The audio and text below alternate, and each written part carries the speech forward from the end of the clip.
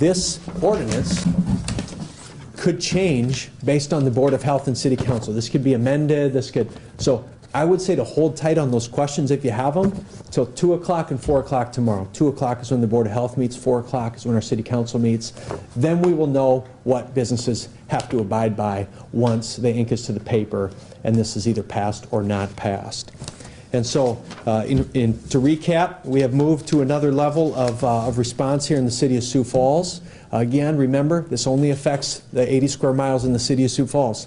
This doesn't affect anyone else in our MSA, doesn't affect anyone else in our counties, only the city limits.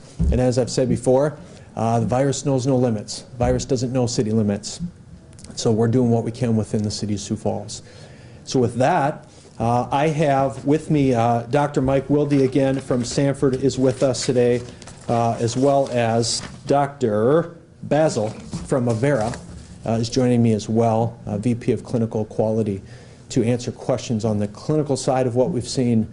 And of course, Joe Franken, as always, is here to answer questions as well. So this time I'll take any of those. Joe. You say that you can't force closures right now under the law. So other cities have. Is there a difference of opinion among city attorney staffs from city to city then? Are you saying Rapid City is in violation of the law?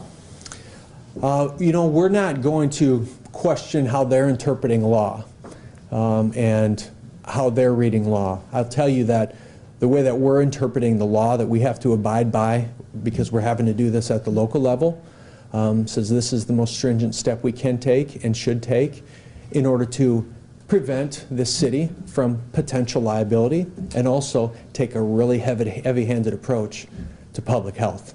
So we feel that this is a very strong step, but a legally responsible step, and honestly, the most aggressive step that we can take in the City of Sioux Falls based on our interpret of law. This morning, Jill said that you're hoping to learn more from the state as far as what they need to see to trigger emergency action. Have you garnered any more information from the state on that topic yet? And I guess I'll leave it at that. So the question is, have we garnered any new data from the state that would justify, a public declaration of health or anything like that from the state? We've not heard anything new from the state on that, on where they sit on that, which is why we're proceeding as planned with our plans here, and we'll continue to work with the state and take direction from the state if they get to that point.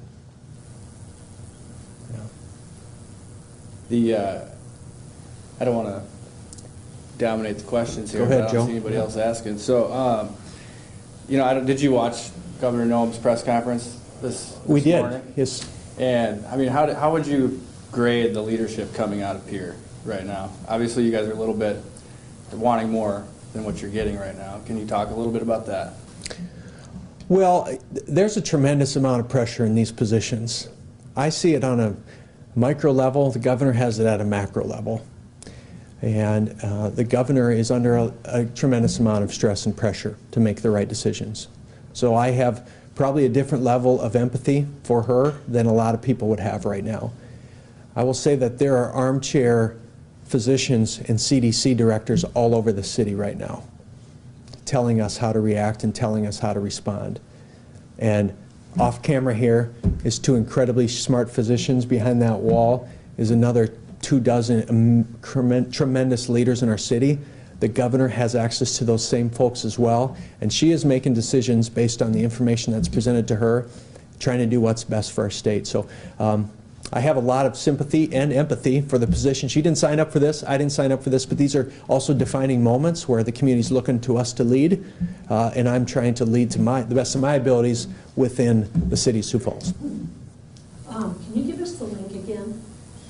Yeah, the link, the easiest way I'll say is go to the mayor's page at siouxfalls.org, click on boards and commissions, there's a link there, and you can get to our Board of Health from there. It's probably the easiest way to get there, and you'll see the agenda as well as the copy of this ordinance. So, Just wondering, how are you going to enforce under 10 people, like if bars or something like that, you want people to call in? we're still very much promoting curbside delivery, takeout, those sorts of things, because businesses can still function and can still operate in a safe manner using social distancing practices right now. That was very clear in the governor's EO, and so that's what we're trying to put into practice through this ordinance. So we're not shutting down any businesses. The government here in Sioux Falls is not doing that. We're taking very strict measures, for sure, to the point where the Class 2 misdemeanor will apply in case of a violation. But we're not going to shut anyone down, and we're still encouraging business to operate within this new normal for this period of time. I believe, Stacy, this will be through 2 weeks. Is that what we're proposing? A period of two weeks will be the period of time. That's important too, because that allows us to reassess. Have we flattened the curve? Have we slowed this down? We don't know yet. We haven't seen a surge. 5 to 13 in Sioux Falls is not the surge. You know, this is the tip. So people say, well, is this a 2-week thing? Is this a 2-month thing? Our ordinance is for 2 weeks at a time. And I know that doesn't provide a lot of certainty to businesses to plan, but we're also trying to say, listen, we're not trying to shut you down forever. We're taking an increment. So when we say, okay, we feel, based on expert advice and based on data, it's time to get the economy going again. It's time to open these back up, and we feel like we can safely do so. And so that's why we're taking it in 2 weeks chunks. Is there any extra message that you want to send to people as we move into the substantial tier? Well, I will say this ordinance, I feel like restaurants and bars are getting a lot of flack, and they're the target, but there's a lot of other businesses. Walmart will continue to operate. Hy-Vee will continue to operate. And there are people taking their kids got cabin fever, and they're going to Walmart with their family. You don't need to take 5 kids to Walmart, okay? You don't need to take your whole family to Hy-Vee, okay? So there are violations happening in businesses that don't fit into this mandate. And that ticks me off. But I don't know how else to say it. I've been super passionate about it by saying, people, stay home. We just took some billboards out today that we're going to be running around the city that say, you know, forget what they say, distance, what did they say? Something about distance, if we stay apart, we'll be united, something along those lines. The point of that being, stay home. Stay home. You don't need family field trips to Walmart, to Lowe's, to Hy-Vee. Stay home. That will be a message for me today. So I'm sick of the bars and restaurants being the scapegoats as the bad actors. You as a business owner, you as an individual, you as a patron, you have responsibility as well. There's time for some self-responsibility that people in our community need to take on this thing. And we're at that point now. So you say you won't be forcing closures unless, could you if something changes from the state level? I mean, is there a possibility that the state could do something short of mandating closures statewide that would open up the possibility for the city to do it?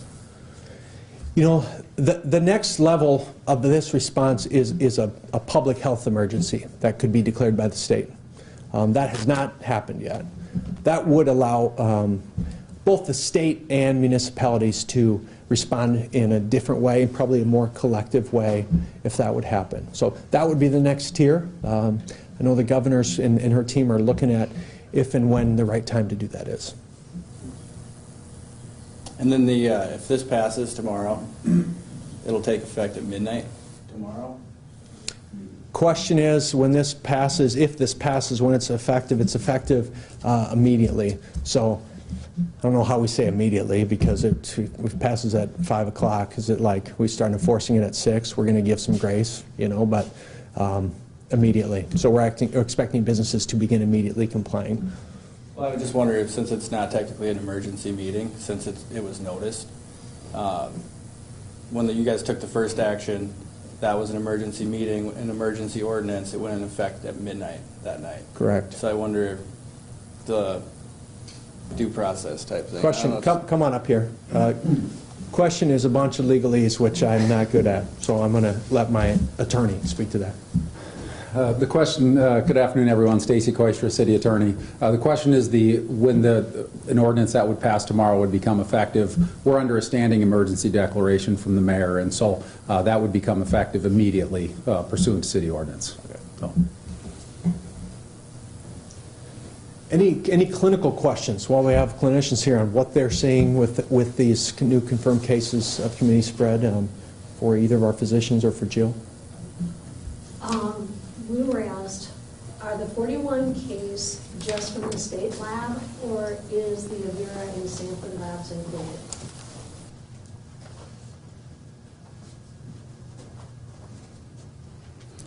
Mike Wilde with Sanford. The question was, are the 41 cases just from the state lab, or are they from Sanford Avera combined? And this is a reportable illness, and so any positive cases, we are obligated, all healthcare providers in the state are obligated to report that. So that would, if I can say it very clearly, that's a cumulative rate of positives in the entire state. Thank you. When you report these cases, are you reporting, obviously you're reporting county of origin that these cases are confirmed in. Are you reporting which city these folks live in? Because the public's only learning which counties these cases are happening in, and we don't know how many of these were in Sioux Falls or Del Rapids or Hartford or Baltic. Is the state aware of what cities these folks reside in? Per that reporting obligation, and certainly someone from the state can weigh in. I'll go back, repeat your question as well. When we report, how much information do we pass on? I'm summing you up, but how much information do we pass on to the state? We actually pass on quite a bit of information because the state then has to contact, for the sake of public health, contact that person, trace, where they've been, how they're doing, things like that. Are you able to speak on how many patients are in the hospitals or in intensive care right now? So the question is, can I speak on how many patients are in the hospital or intensive care right now? I can't. I can point out that we have had cases positive at Sanford, both in and outpatient, as well as persons that we rule out. Jill, do you get information about if these cases in Minnehaha County are Sioux Falls residents or not? And if not, would it be helpful to know that? The question is whether or not we get information about whether or not the Minnehaha or Lincoln County cases are actually in Sioux Falls. And the information that we get is really the county of residence, the gender, as well as the age range. And so it's really basically the same information that is posted on the South Dakota Department of Health's website. As far as whether it would be helpful or not, we have people that live, work, play, both in and outside of Sioux Falls, and so in the area. And so for purposes, we have all along known that we need to really regard this from a county perspective, knowing that we are responsible, though, for the city itself. But it doesn't necessarily make a difference in how we're approaching what we're going to do based on whether it's in Sioux Falls or in the county itself. Are we getting more tests, or how's testing going? I'm aware that there is testing ongoing, and that those tests, will be reported. Positives will be reported if they're coming from the health systems, and also testing is still tests are still being sent to the State Department of Health for processing. Samples are. I can speak more to that. Very good, thank you. Dave Basil with Avera Health. And so the question is, how is testing is going? And Avera Health, we became verified by the state to begin doing internal testing on Sunday. And so we have started ramping up our testing throughout this week, and we have enough supplies for several weeks without getting any more done. And so we're really increasing the turnaround time and getting more and more tests in every day. So that's gotten a lot easier than it was last week. How quick is that turnaround time? It's about less than a day right now on our high priority cases. We run kind of on a tiering system on hospitalized and ICU patients because we're trying to protect our sickest patients first, and also our healthcare workers. So we're prioritizing anybody that's in the hospital, anybody that's at higher risk for decompensation, and running those tests sooner. And those can be as quick as 8 hours. And then kind of our standard turnaround time is 24 hours in-house. You said you were verified Sunday. How far sooner than that, or before Sunday, were you did Avera have the capability to do that? So how long did you have to wait? Right. This has been a wonderful partnership, both at the federal and state and local level, to get us up and testing. Usually you think about these sorts of things, and there's a lot of red tape to get some of these things approved, and a lot of that was cut through because of all the emergency preparedness. And so it was just a matter of a few days, and I would say that's an appropriate few days to make sure that we're able to validate our results and that it's a accurate test. And so there was no bureaucratic delays. It was just a wonderful experience from that standpoint. So can you elaborate? There's a lot of people that aren't aware. Where can a person get the tests? Yeah, so that's a great question. The question was, where can you get tested? And so we have an increased ability to test versus a week or so ago, but there's still a limited number of tests. And so there's still priorities on who we can test and who we can't according to CDC and state guidelines. And so probably the most important point to make there is we can still we cannot test asymptomatic individuals. So if you do not have fever, cough, shortness of breath, we will not be able to test you. Even if you do have some of those symptoms, if you're not either a known exposure or a high-risk group, it's likely that we will not test you as well at this point. And so we are, for Avera, you can either call your primary clinic or you can call our central call-in number, which is 1-877-AT-AVERA, and we will go through that algorithm to see whether you qualify for CDC guidelines for testing or not. Now, if somebody is sick with something else, they still will be able to go to their primary care physician, correct? We have been trying to convert as much as we can over to telemedicine as opposed to in-person visits in case we have individuals that are in an asymptomatic phase of this illness, and so we want to do as much of that through telemedicine as we can. So our advice is call first rather than showing up, so that we can do a little bit of screening and decide, is it better for telemedicine or is it better in person, and we can kind of direct you from there. If I could point out as well, and thank you, Dr. Baz, that just for the community and being, as we've talked over and over again, great collaboration between ourselves, Avera, and the city. At Sanford, our testing criteria is the same as Avera's. We're sharing our, we have similar resources, resource needs, and so we also encourage people to call in first. We do have drive-up testing available if that's, and I discussed that this morning as well, if that's the best option, safest option for you to isolate from the community, the healthcare workers, or you may be directed to the emergency department based on symptoms. We absolutely follow the same criteria of symptoms, and we prioritize based on patient need in the hospital, based on healthcare provider, community need, etc. What's the false positive or accuracy rate of these tests? Any idea? Do you have an, okay, I'll let you, I can make it up. So these tests are they're actually looking for viral DNA. And so if the test is positive and you find, again, let me restate the question. The question was, what is the positive and negative rate, the true positive, true negative rate? Can the test be wrong, essentially? And the test looks for viral particle DNA. And so if you find that DNA, then what's called the specificity is almost 100%. If it's positive, you have COVID. If it's negative, especially early in disease, the virus maybe has not replicated enough times that we can find it. And so there is some false negative, which if you have a negative test, you still may be early on in disease. And that's been reported up to even 20-30% early in disease. Later on, as you get sicker, then that's a lot more likely to be positive. So how do you mitigate that?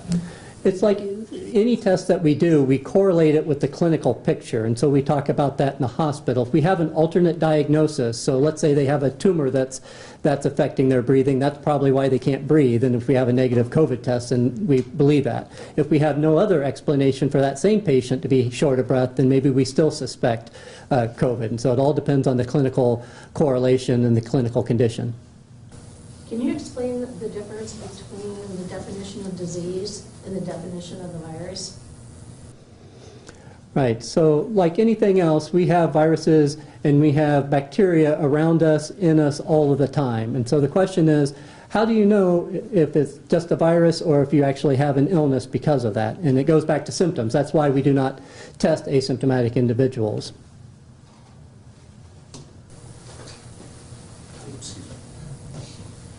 I would just add, and I hopefully this will get to the heart of the question, because there are terms thrown around.